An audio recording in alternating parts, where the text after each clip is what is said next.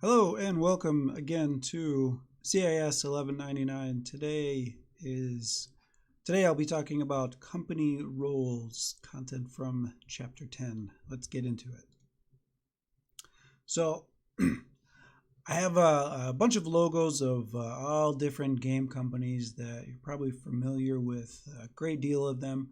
And they range from, these are mostly larger companies, easier logos to find, of course, but indie developers, publishers, development studios, and some manufacturers, and I'll also be talking about licensors as well.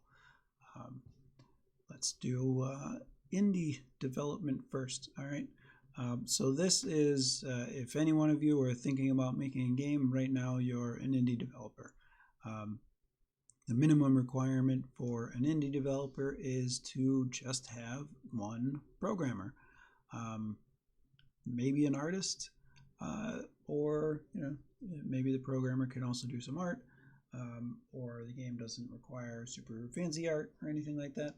But that's the minimum requirement from an indie developer. There's a lot of cool games that have come from one person doing a passion project and releasing it on their own, either on mobile platform or on Steam or through other various delivery systems. And some very cool games have come that way. Additionally, there's some indie development studios that are essentially the smaller studios where they kind of do as much as possible on their own. Again, it's just a studio very much doing some passion work as well. They're not the big studio with 9-to-5 workers anywhere. They're a bunch of hardworking folks in a small studio, probably a group of friends when they got started, right? As an indie developer, you're more than likely going to be choosing a non-proprietary platform. So you're not going to be making a game for the Nintendo Switch, because in order to do that, you got to be in communication with Nintendo. You need a development kit. You need permission to actually make and release a game for their product. You're going to be using something where the bar to entry is a lot lower. So you're going to be releasing it on Google Play. You're going to be making a PC game. You can release it on Steam, iOS, or whatever the case is.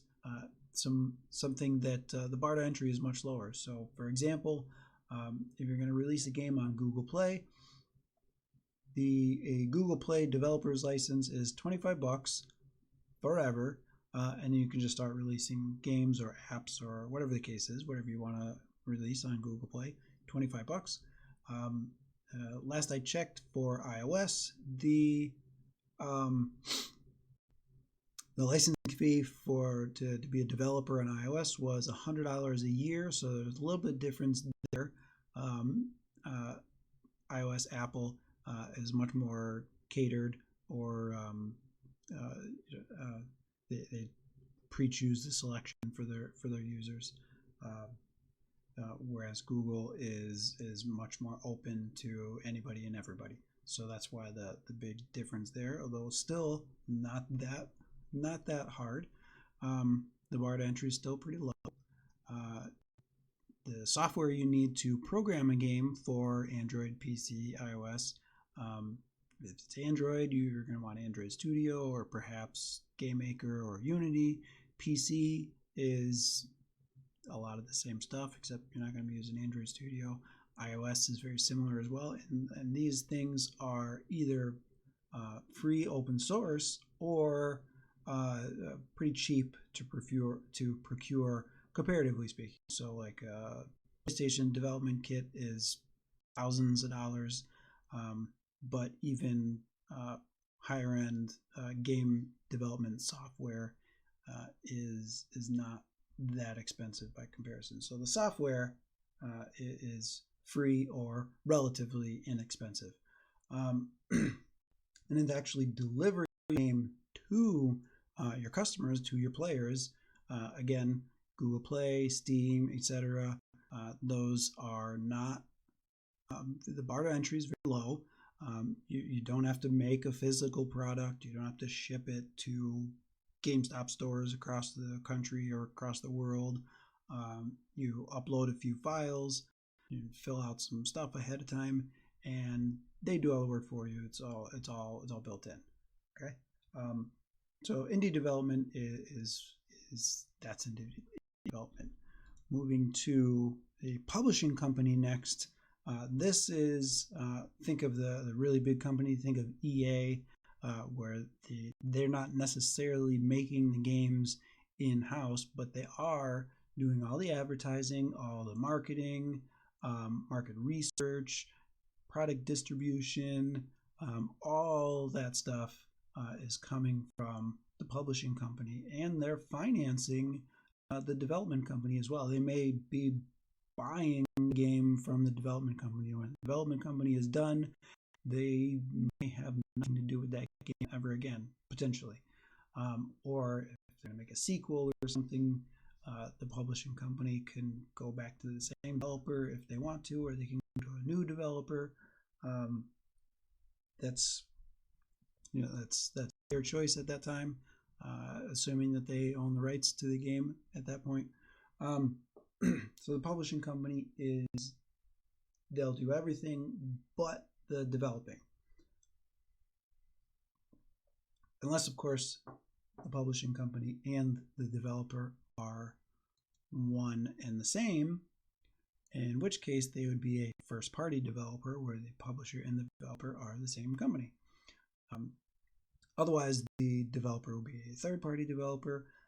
There's also some first-party and third-party when talking about the platform as well. So Nintendo, they make the platform.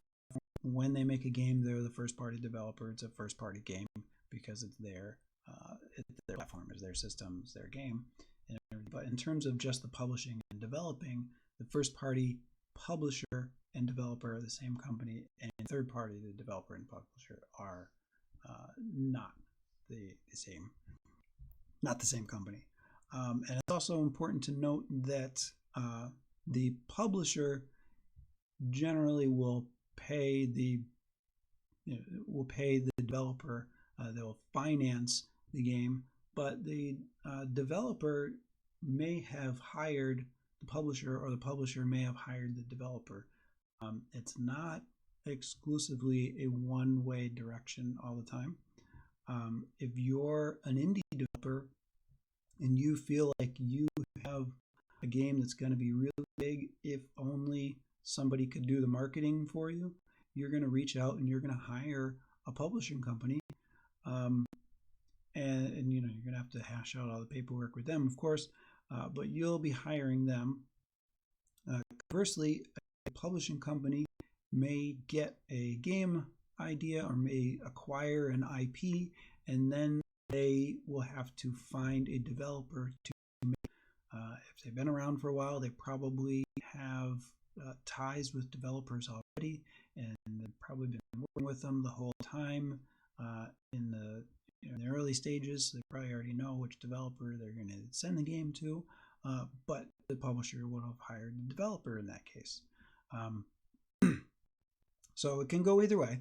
It really depends on who the game started and all that kind of stuff. But it can go either way. Next, I have the manufacturers, and these are the system platform manufacturers. So the big three: Sony, Nintendo, Microsoft. Steam is coming up there nowadays as well, as a platform. But if you're going to make a game for one of these platforms, and Nintendo historically has had the tighter requirements, you're going to have to get a development kit or a dev kit from them. They're not cheap. They're pretty expensive. And you're also going to have to get permission from them, which you'll get basic permission once you get the dev kit. But the Nintendo, for example, they've been very strict with what kind of games can be released on the system. They don't want grown-up content to be their systems too often. We talked about in previous weeks about the Mortal Kombat between Super Nintendo and Sega Genesis. Sega Genesis had the blood long before Nintendo did. Nintendo didn't want blood in their game, so I think they had sweat in the first installment. Eventually they had green blood, and it was like green by default, I think, and you can switch it to red if you into the options, if I remember that correctly. But Nintendo was very, very strict. They kept a tight leash on what kind of content can be on their platform, and it's their platform. They get to choose what's on there, and every company does to one degree or another. Nintendo, historically has been the tighter on that, but in any case, you're going to have to get permission from them to release a game on their system. So keep that in mind if you ever want to popularly release. People can make homebrew games, and they can release them. They can do things that they would normally have gotten permission for. But as soon as you get some kind of popularity, the Nintendo, Sony, Microsoft, whoever it is that you made the game for the system, they've got big time lawyers, and if you didn't cross your T's, they'll do it for you, one way or the other. So make sure you have permission to actually make a game for that company. And speaking about permission, again, or last thing in this category is the licensor. So if you have come up with all the information about your game, it's your original IP, your character, your story, all that stuff, you don't need a licensor. You're the licensor. It's your IP.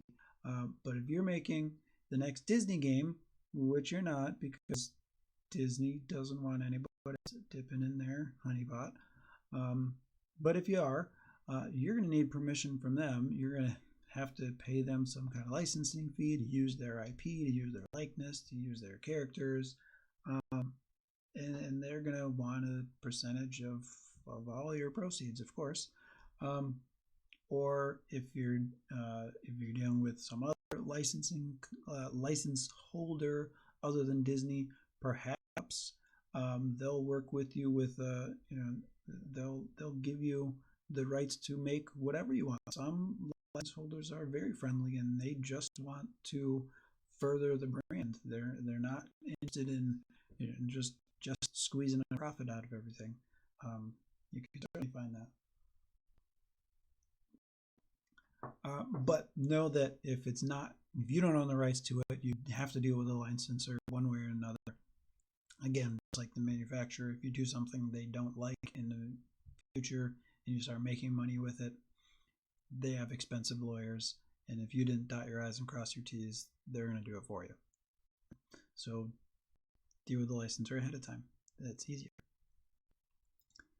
All right, next, I have a streamlined version of the main roles in a development studio. So at the executive level, very, very high level, this is the boss of all the bosses in the development studio, and they're aware of, they're in charge of enforcing all the deadlines, and things roll downhill of deadlines. They have to call it if you've spent too much time on a particular part of the game and it's not quite finished. It's their call whether it's going to be included as is or scrap, or you're going to take resources away from some other part of the game to use it to fix this part that's not working. That's they're the boss. Basically, that's what it boils down to, right? And then in each of the divisions, you're going to have the lead in that division, and this is going to be the specialist of that division. Is not only the liaison between everybody else and the executive level boss, but also the problem solver and the director of that division. So there's a lot of different divisions in a larger development studio, less in a smaller one, of course. Smaller ones, a lot of people have to wear multiple hats. And the larger ones, ideally, everybody's only wearing one hat. And so you have a lot of lead roles then. And then next below that is like the assistants, and just like any other company, not just game developers, but any other company has administrative work that needs to be done, and this is where they come in, just below the leads in this poll here, and then last is the worker bees at the bottom. These are not necessarily the tech specialists in their department, although a lot of them surely will be. They'll be the specialist that is the person who knows the networking program, and they're the best at that, and maybe they're not suited well to be a lead role, but they're really awesome at what they do in the network specialist field that they're doing. So certainly will be a lot of specialists in there, but they're not the lead role person. They're not doing the administrative work. They're not liaisoning with the executives. They're not in charge of making high-level decisions. They're writing code. They're recording things. They're manipulating images and audio and all that kind of stuff. All right, moving on to producer. I have this nice quote at the bottom of this slide here, and scroll a little bit. Not going to read the quote, but I encourage you to read that, to have a look in the book. I wrote down the page number in there. There's a gentleman, John Haidt. He's a producer, and he goes on to talk about the difference between an internal and an external producer.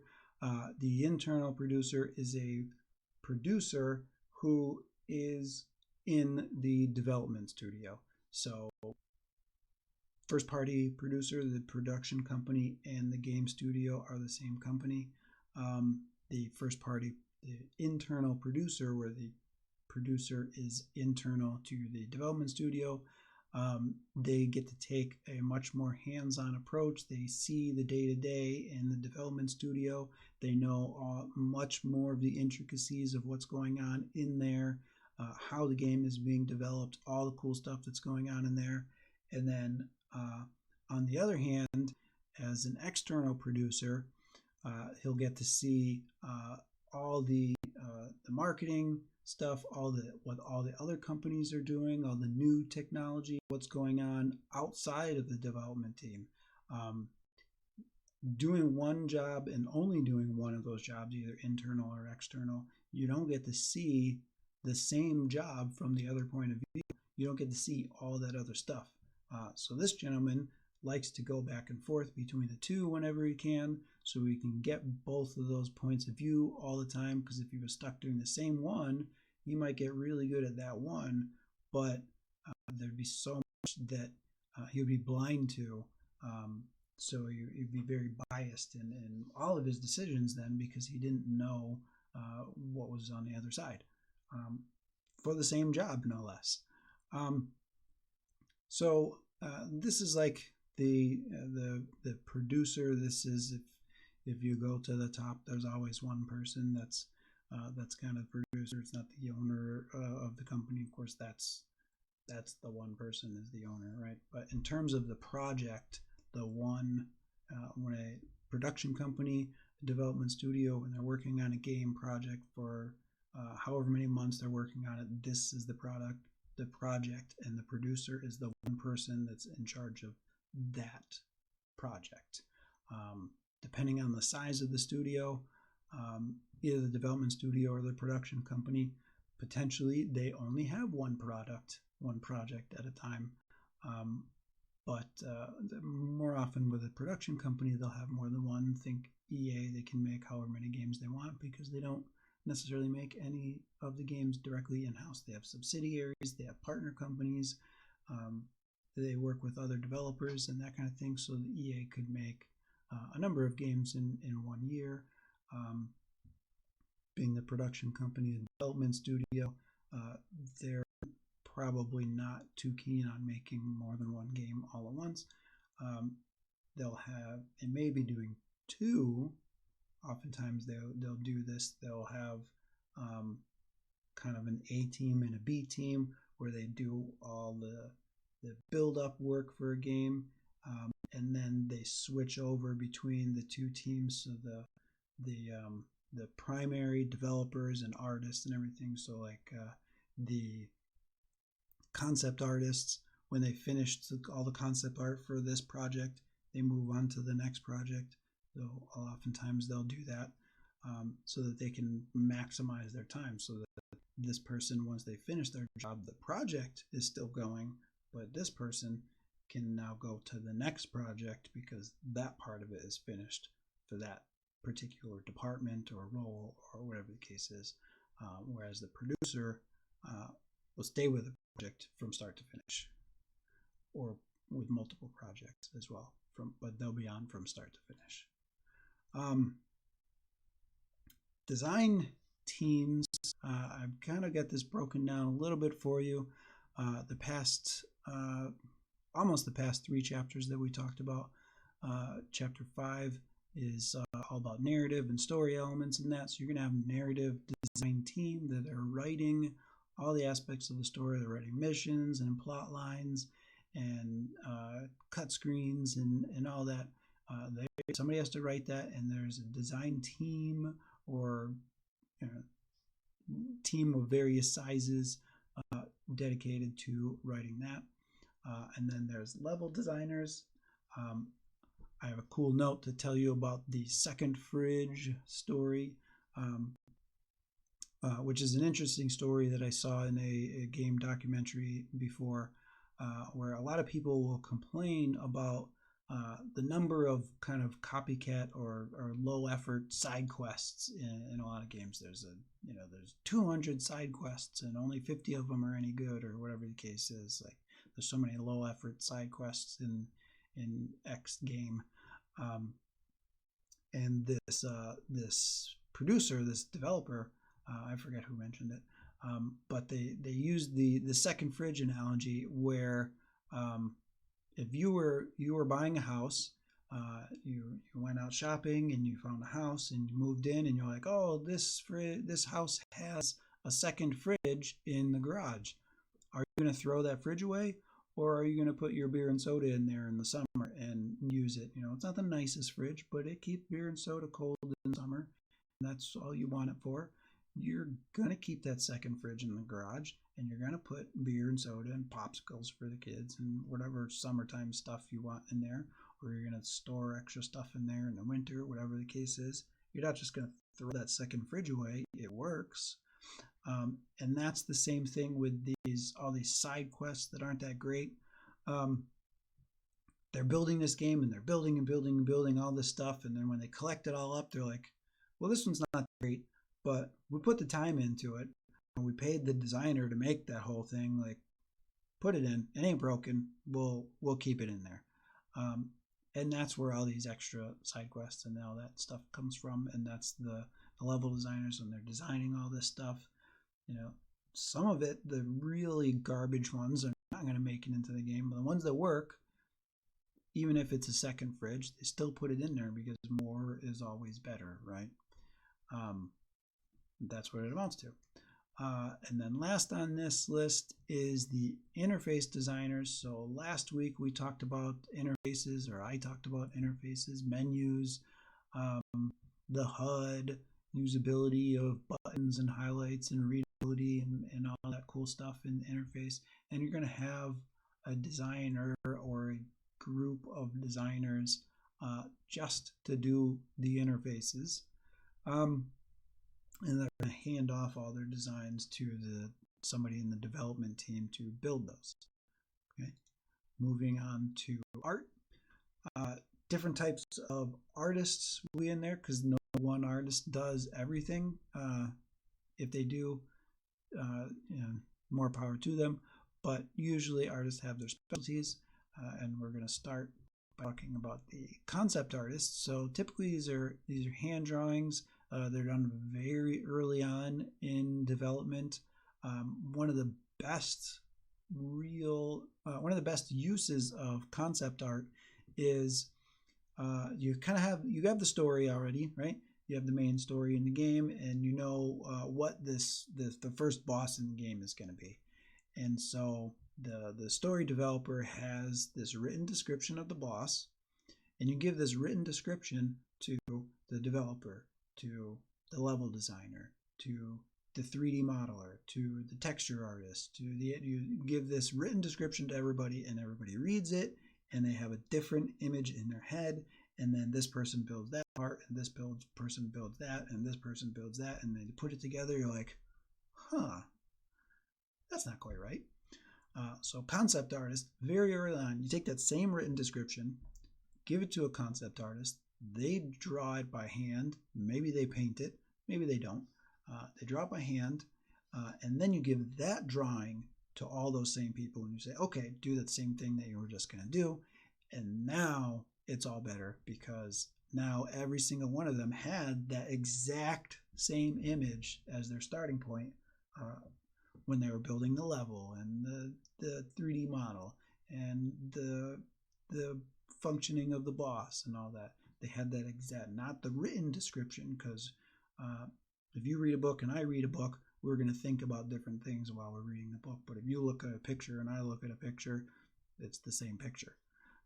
And so that is the best use of the concept artist, is to make sure that everyone working on this game has that same visual starting reference point.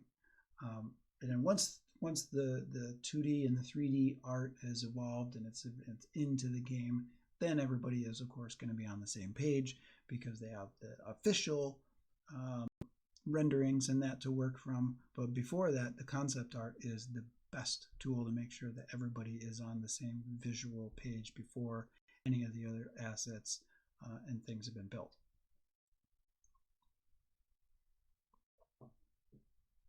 Next, we have the modeler. This is going to be the person who takes that 2D art and turns it into 3D art. So they're going to be building 3D models in Blender or whatever other 3D modeling software they have, and then putting that into the 3D game, assuming it's a 3D game. Not all of them are.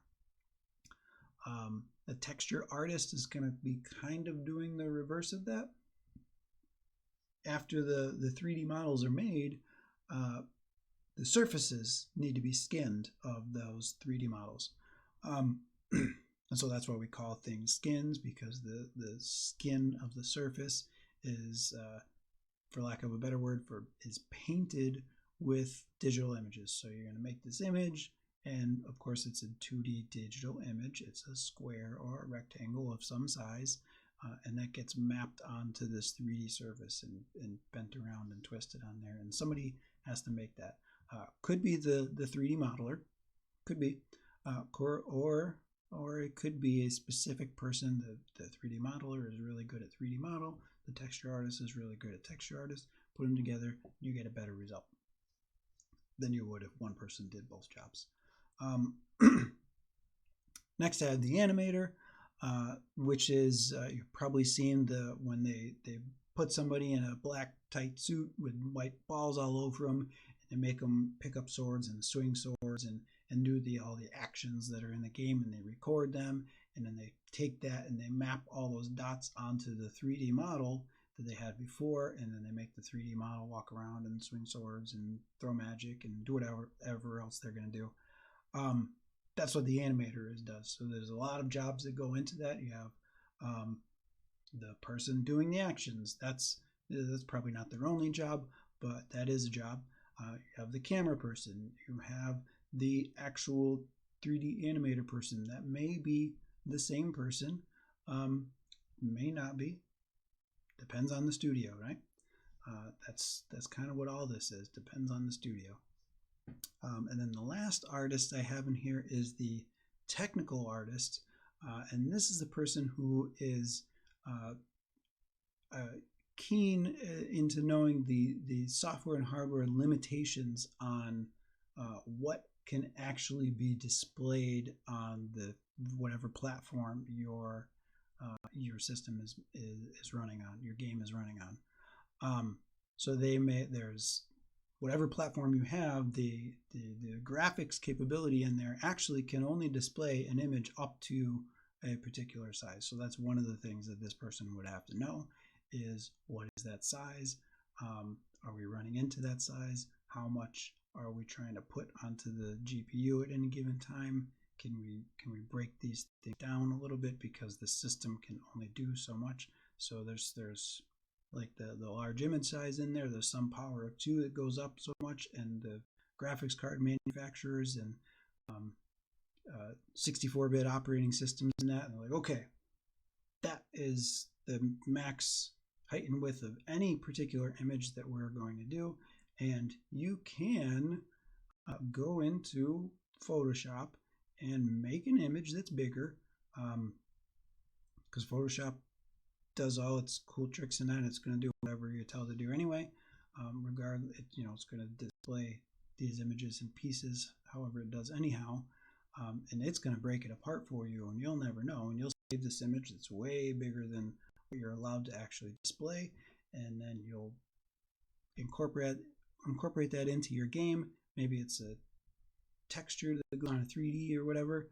Maybe it's a backdrop or something, and you're like, why is only 2/3 of that image being displayed? What's the problem here? And you start looking at like the size and dimensions and the 3D modeling and the level design and that, and you're like, no, it's this big, but I'm only getting this much of the image. Why is it? Well, if you had a technical artist, they would say, oh, because that's this many pixels across, and that's actually the limitation of the graphics cards in there. And so we're going to have to break that file apart into 2 or more images that are smaller, or 4 images. If it's, it's a full square, you get 4 quadrants in there. We're going to have to actually break that apart, and then we're going to have to display each one and map it, and we'll have to come up with a way to display 4 images in that space instead of 1 image in that space. So the texture artist is going to be keen to knowing that kind of stuff. Again, that may not necessarily be one person that just does this one job, but it's a hat somebody will have to wear. Next, I have audio. I know I skipped the chapter on audio, and normally if we're in class, we're going to watch each of these 4 other YouTube videos, but I'm not going to watch YouTube videos on my YouTube video. I'd probably get mine taken down for copyright or something. But please watch all these videos, and I'll talk about each one of them as well. So the first one is a very famous music composer, Nobuo Uematsu. He's a Japanese composer who made a lot of music for the Final Fantasy series. His most famous one is perhaps for Final Fantasy VII, One-Winged Angel. It's still played by orchestras. There's an orchestra group called Distant Worlds that I believe they tour. They were in Chicago last year. I think last year. Pretty cool. I haven't been myself, but great, kind of exciting and beautiful music.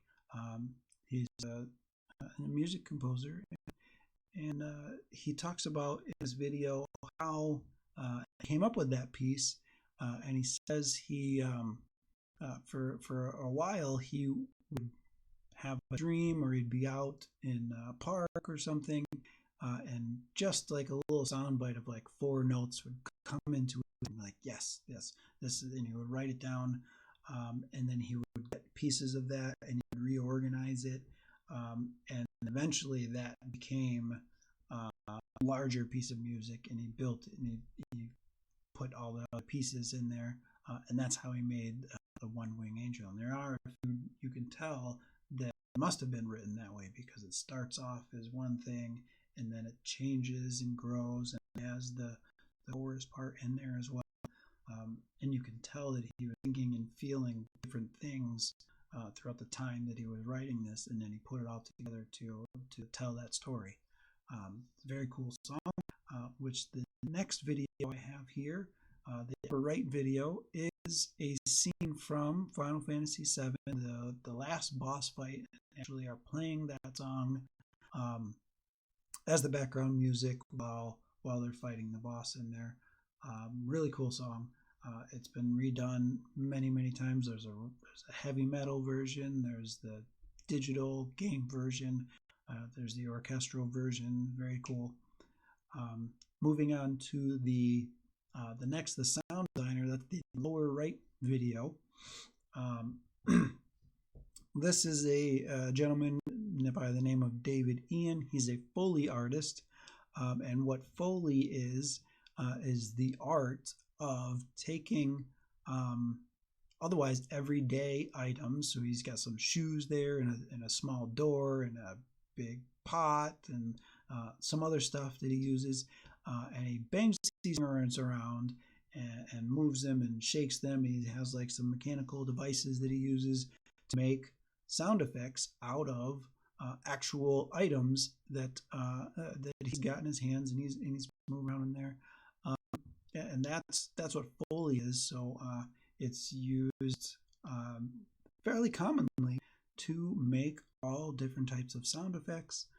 I always think of like the old days of radio when they'd be doing radio stories like soap operas before we had TV, and they would have these Foley artists, and they would be banging on. They would have large a saw, and they would shake the saw, and the metal would make this terrible noise, and that would be the thunder for a thunderstorm.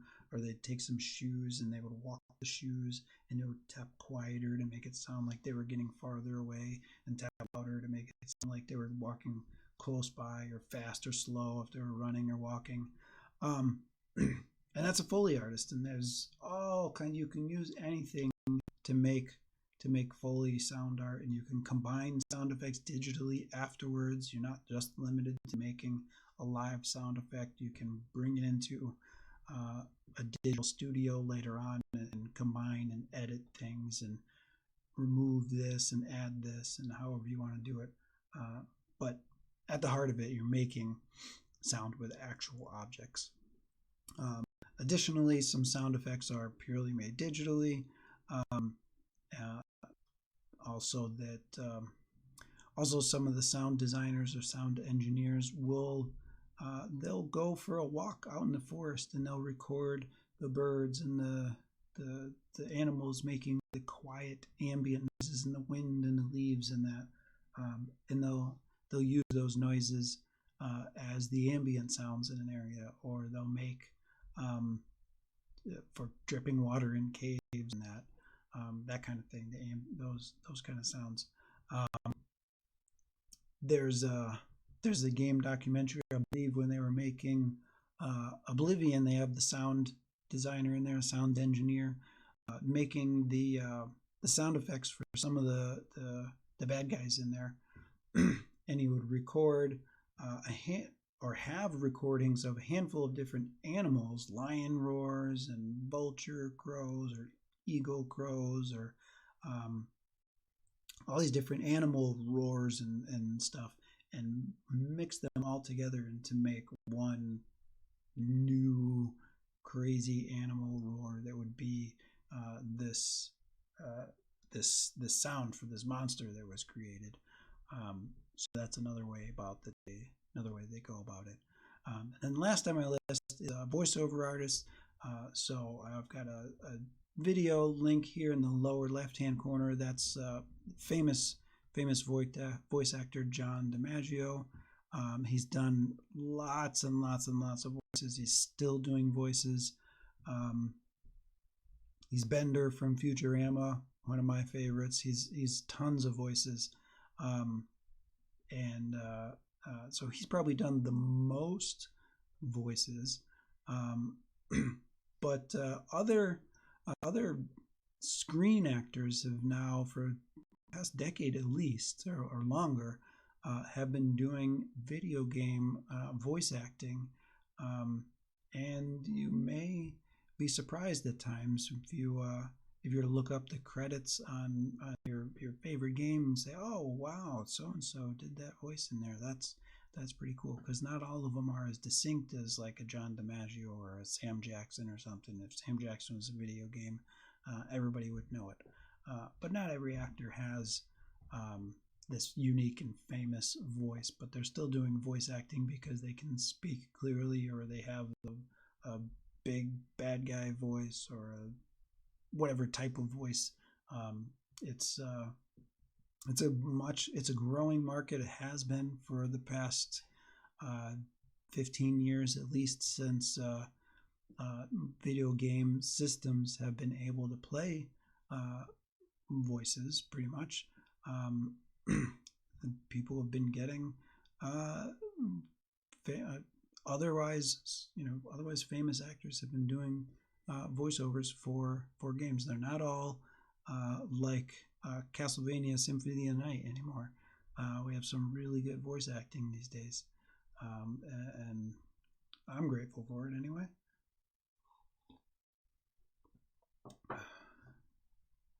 Moving on to a handful of different types of specific types of programmers in the development studio that you may not have considered or realized existed before.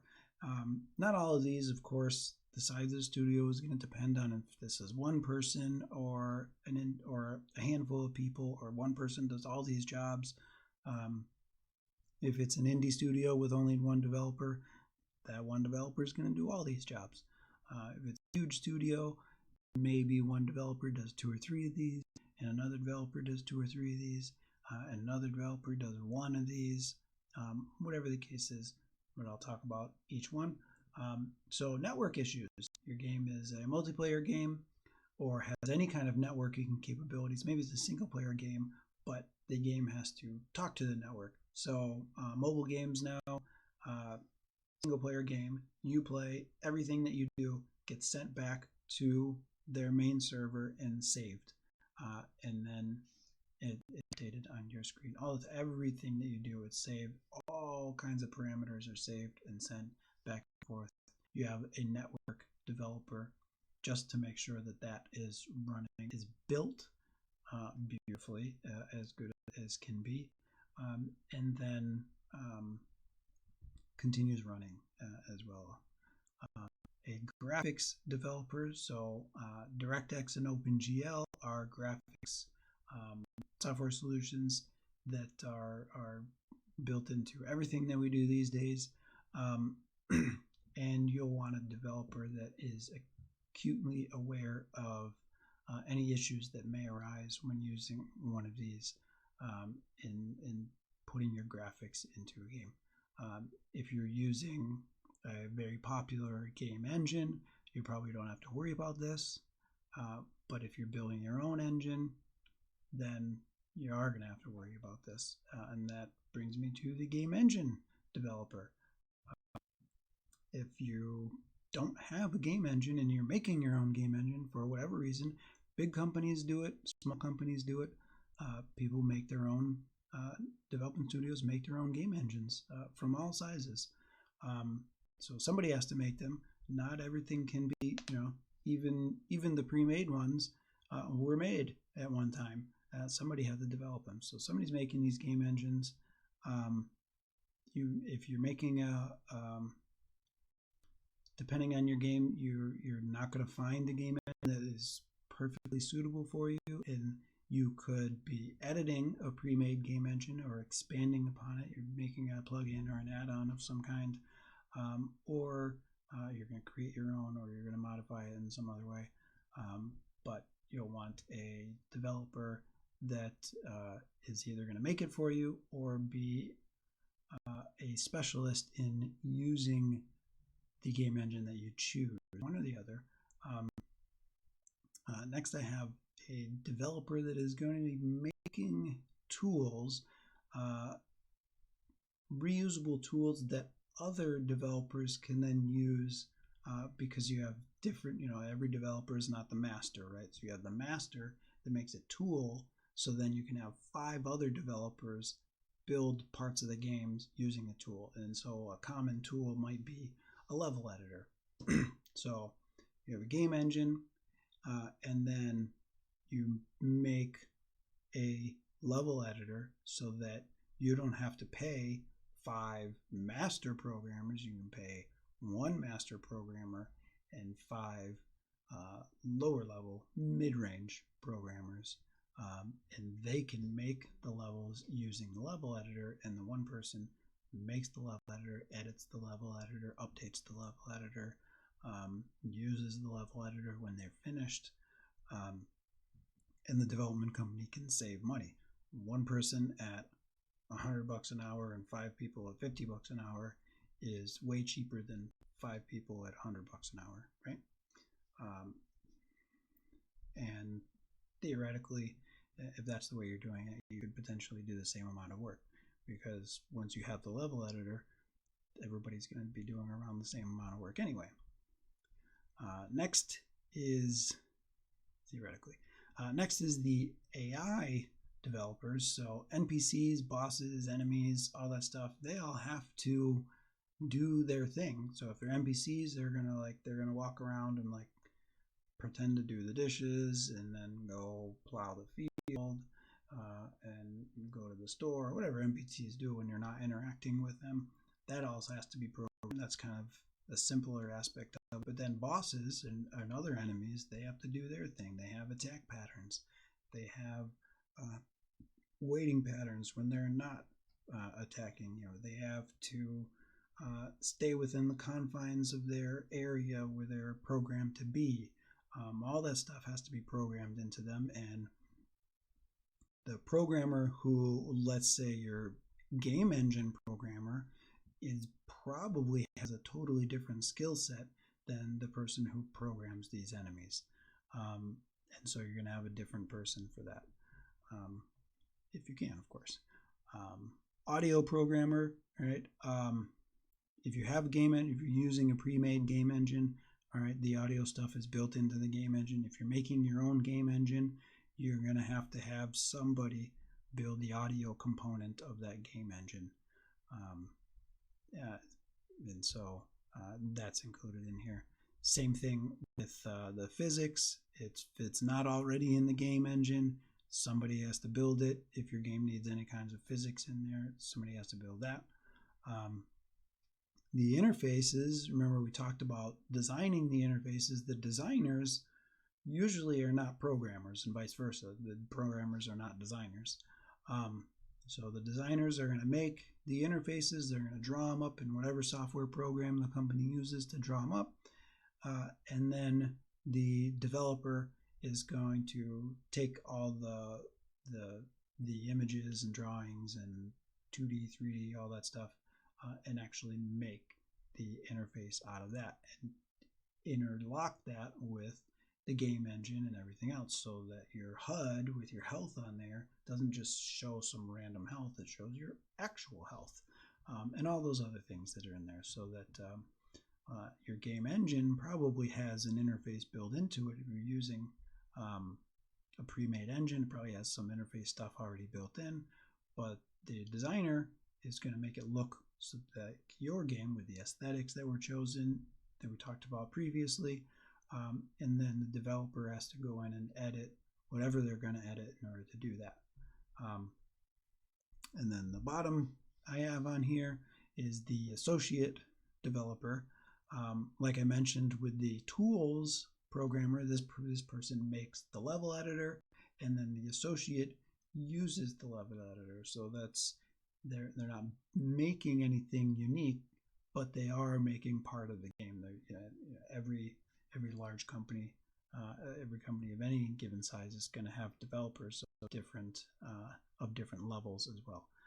And so the mid to high, mid to low, the associate developers are going to be doing associate development stuff. They're going to be building levels. They're going to be building, you're going to be putting plants in the forest maybe. They're going to be doing all that stuff that's not quite testing, all the lower level programming things. They're not going to be programming the opening scene or the final boss fight, but they'll be programming the there's a lot of middle area in there, and they're going to be programming a lot of that, because you don't want to pay the top dollar for the lead programmer to do all of it. To have $500 an hour programmers, or $550 an hour programmers, and $100 an hour programmer, right? Now on to testing. There's a few different types of testing, and in a later chapter we're going to talk about the actual timeline and that kind of thing with testing. But for now we'll talk about different types of testing. So first I have compatibility tester, and this is the person or team of people that are going to test the different platforms that your game is for. So if you're making a game that's going to be on PC, they're going to test on low-end specs, high-end specs, NVIDIA graphics card versus ATI graphics card versus Intel built-in graphics processing chip. If that's what something that you're going to support, they're going to test it. Even if you're not going to support it, they probably are going to test it just to see if it still works. Because if it still works and it's acceptable, maybe you change your lower end requirements. So they're going to test on different platforms. If it's a PlayStation game, they're going to test it on a PlayStation. They're going to test it on the Model 1 PlayStation, whatever the model name actually is, versus the more recent PlayStation, because as the timeline of consoles come out, some of you are aware, they do get updates. They figure out cheaper or more powerful, not necessarily more powerful, but they figure out cheaper ways to make the motherboard or the graphic capability of the system. They never make it less powerful. They always figure out a cheaper way, and it's never 100% exactly the same. It's always going to err on the side of better functionality. And so but when you're making a game and you say, oh, my game works on the PlayStation, I better work on the low-end one as well as the high-end one, or else you're going to have a lot of unhappy customers, right? So you're going to test it on both.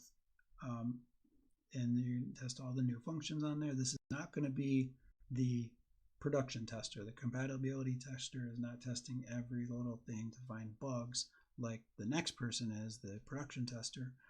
If anybody of you have seen the movie Grandma's Boy, it's not safe for work, but it's a comedy about a group of game testers. So these are folks, they have a whole testing department, and they're testing the daily and the release of the game. When new functionalities, new content has come in, it goes into this queue, and they're like, okay, we just finished making this boss over here, and I need you to test everything that this boss is capable of doing. So test that the boss doesn't walk any farther than they're supposed to walk in any of the directions. Test that when you're in this location relative to the boss acts in the way that we predicted it to act. Test that when you walk into the corner over here, you don't get stuck or you don't fall off the map or whatever. They're going to test as much as the development company has time and budget for is going to be tested for. And this is before the game is ready to beta test. So beta testing is typically available once the game has a start and a finish and at least one path in between the two. Then beta testing is at its first available moment to really be a beta tester. Usually, that's not 100% hard rule, but that's usually the case. And to find beta testers, it's not that hard. If your game is popular at all, you can put the word out and you'll get hundreds of volunteers that want to test out your game. But it's not just give them a copy of your unfinished game and let them play it and see what they have to say. That's not beta testing. they have homework. Give them an unfinished copy of the game. If it's nowadays, everything is online, so they can download an unfinished copy, and they'll get updates periodically as well. But you're going to need to know, if it's a PC game, you're going to need to know all the hardware and software specs of their PC. You're going to need to know what are they using, a keyboard and mouse, or are they using a controller, or what kind of controller is it, what kind of screen size are they using. That's part of their hardware as well. So all their hardware stuff, you want to know their internet speed. You want to make sure that you know what parts of your game have they been playing. They have, if they're going to report something, they have to do a proper report for it. You're not just giving them a pre-release copy of the game for them to have fun with. That's not beta testing. They actually have homework to do. It's not as rigorous as the production testers in-house because it's generally volunteer-based. So, you've got to be kind of nice about it.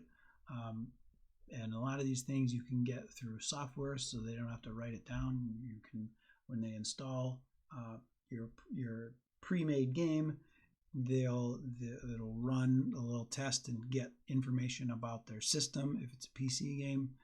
So you can get all that information yourself, and you don't have to rely on the accuracy of the person saying, "Oh, I've got this sound card." They may not know.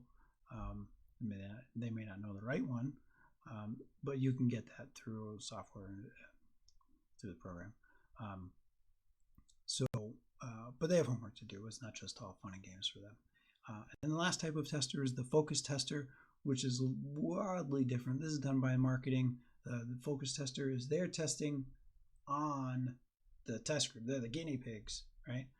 So they'll use the whatever demographic rules that they'll figure out, and they'll get this group of people, and then they'll either show them a commercial or give them a tutorial level that they can play through, and then they'll get some feedback from that person or that group of people. So this is the focus testing, where you're actually testing on the player to see what their feedback is, what they like, what they don't like, that kind of thing. If they have one of those light triggered seizures or something, which I don't know the possibility of what causes that or anything. So if that happens during the focus test, then you might want to have a look at it, right? That's beta testers can also find that, but that's neither here nor there. In any case, the focus testers are done by the marketing department, and they're not looking for bugs or anything. You're going to give them a piece of the game or just a video clip of the game, or you give the marketing department the game, and then they make their own clip. Of course, that's what they do, and they'll focus test on the groups that they pick out based on their marketing information, demographics, and all that kind of stuff. Okay, and we made it to my last slide. There's a cool little story that's in the book about the Orbz game, where when they were early stages of developing this game, it originally was going to be a golf game. They accidentally put a bug in, and when they were testing it, the game didn't function normally at all, but they had some testing to do, so they tried to work with the bug and play around with it anyway to get the rest of their testing done that they had to do. And they had a lot of fun playing with the bug, and they're an indie development company, very few people. They had the flexibility to say, all right, we're not making a golf game anymore. We're gonna go with this. This is a lot of fun. This is gonna be a much better game than just a golf game, and they went with it. So glad that they did. Orbz ended up winning all kinds of accolades and creative game awards and that kind of stuff, where it would definitely not have been that cool if it was just a golf game. It may have been the greatest golf game ever, but it would not have won most creative game of the year if it was still a golf game. And all that because of a bug, and because as an indie company, they had the flexibility to be able to change gears and say, it's better with the bug than just making a standard golf game, and we're going to swap and we're going to do this. If it was a larger studio, if EA was, or Bethesda was making a golf game and they had a bug one day and the bug was totally awesome and cool, EA would say, no, we have commitments to all these other companies. They're, I've already spent $1 million making commercials for this golf game. We're making a golf game. I don't care how cool this bug is. That's the reality of it. But the smaller indie company was able to say, yeah, we didn't spend $1 million advertising a golf game. So we're going to not make a golf game anymore. We're going to do this instead because it turned out to be way cooler. So that was a fun story. And that is the end of Chapter 10, Company Roles. Be sure to take part in the discussion board. All right, do your posting. Don't forget to comment on 2 other students' posts. Right, part of your grade does depend on that. Don't forget to do the quiz this week. I did notice that not everybody has the same time that we used to have available. So I've made all the quizzes starting from Chapter 6 will be available through the rest of this week.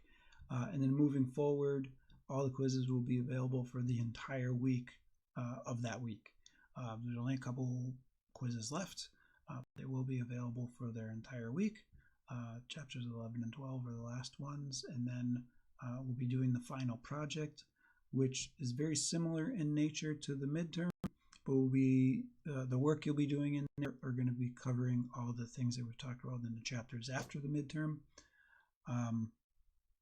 And I'll have a discussion board posting open up again, just like we did before, so that you can choose your topics, because I don't want anybody to choose any weird topics.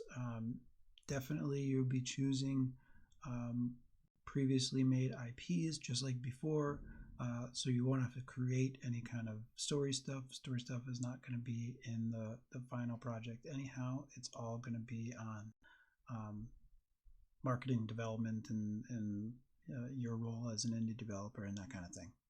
Okay. Have a good week. Stay safe, and I'll see you next week.